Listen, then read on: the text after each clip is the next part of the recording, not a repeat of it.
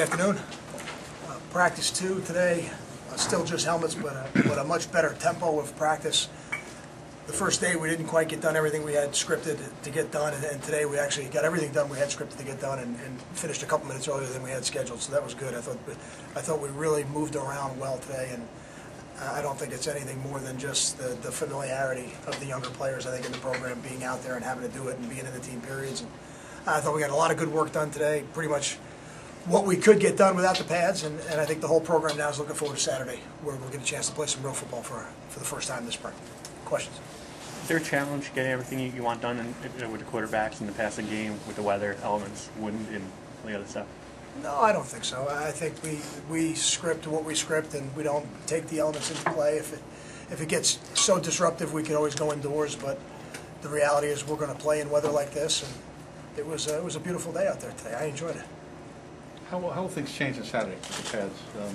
It really won't change Saturday. We will practice similar format to what we've done. The only thing maybe would be the period at the end of practice might be a little bit more of a play it type situation where we could move the ball a little bit. But other than that, we don't have third down in yet. We don't have any of the other situations in just yet. That'll come next week. Kyle, has guys like Savon or anybody jump out that they've changed their body much in the off season, or added weight, or got slimmer, or anything like that? I think sometimes it's easier for you guys to see that than for me, just because we see them in the winter workouts, and I've been looking at them now for a couple of weeks. I do think Savon's in excellent shape, but I didn't think at any point he wasn't. So I think he's maturing and coming into his body. I would say, again, somebody like Davon Jacobs has I think changed his body from when he got here. A guy like Chris Muller, I think, has been able to change his body and reduce some of the body fat that maybe he had when he got here, to now where I think he's 22%. So I think that's a significant type of change. But I don't know that there were a lot of complete overhauls that needed to be made. I think we just needed to get a little bit bigger, a little bit stronger, a little faster, and now, this time of year, try to get a little bit better playing football.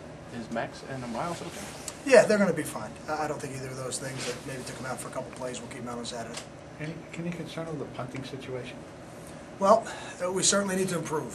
There's no secret to that. And we have not been consistent through the first 2 days, and we've been probably below what my expectation would have been. But we do have somebody coming on the back end, and if things don't get better with the personnel we have here, then we're going to have to make a decision to probably move in a different direction. Kyle, what you lost at receiver in graduation and Brandon being out, is this a especially big spring for guys like Peel, Carew, Agadosi, and what do you like about those guys so far? I wouldn't just limit it to them. I think every young player on the team right now is trying to show us what their role can be. How much can they handle? How big of an impact can they have on the team? Certainly in the positions where there's more openings or more immediate need due to graduation, like the secondary and receiver, I think maybe that shows up a little bit more, but I don't ever discount the ones that might be fighting for their roles as backups or to maybe overtake a starting position. I think those are just as valuable. Kyle, for the offensive line as a group with almost everybody coming back, is this spring more about them kind of refining and maybe limiting the penalties, or having the younger guys step up? I think it's about everybody in that group getting better. I don't think we're where we want to be with that group just yet. I think we've moved in the right direction each of the last 2 years. Would I have liked to move further in the right direction each of the last 2 years? I would. And I'm hopeful that through the spring, with the influx of the youth at that position and some of the talent we have there, another year of being able to play in the system, our expectations are high in terms of the performance level of that group. So I don't think it's about refining. I don't think any of the guys at that position are at that stage of their career just yet. I think right now they should all be working to improve as much as they can. How's Lorenzo doing, going from the new guy, the secondary last year, to now the veteran? Lorenzo is playing good football for us, and I think his impact will be felt even greater now when the pads go on and the tackling begins. And he's a good coverage player, but he's an excellent run defender. If you just think back to the Army game and the amount of tackles that he was able to make in that game, he's an exceptional tackler in space. You don't really see that when the pads aren't on, but he was an excellent player for us last year and a good leader in his role where there wasn't much need for him to lead the other seniors around him.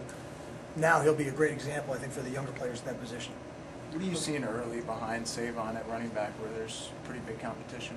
I'm going to withhold an answer to that one until we see the actual runs. It's tough right now with the blocks, and does a guy come off a block? Would he be able to make the tackle? You know, those are really things that you can't see until the tackling begins. Got time for two more? As a backup, are you looking for someone to complement Savon, or just to be the same type of guy? Are you looking for a change of pace? Or are you looking for in your backup running back? Well, we're looking for the next best running back.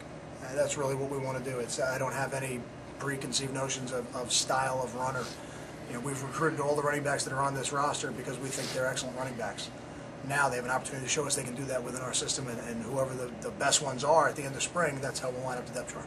Kyle, have you altered your approach to the old lineman as far as being big and not having to be at a certain weight? It looks like the linemen are a little bit more beefy than they have been in this program. I don't think we've altered our approach. We've always based our approach really off the percentages without getting into all the specifics. Certainly, I've already said that Chris at 22 is excellent, you know, but that's how we do it all. We don't think at Rutgers there's any advantage to having excess weight on your body. So we're always working to get whatever that would be on their bodies to get it off of them.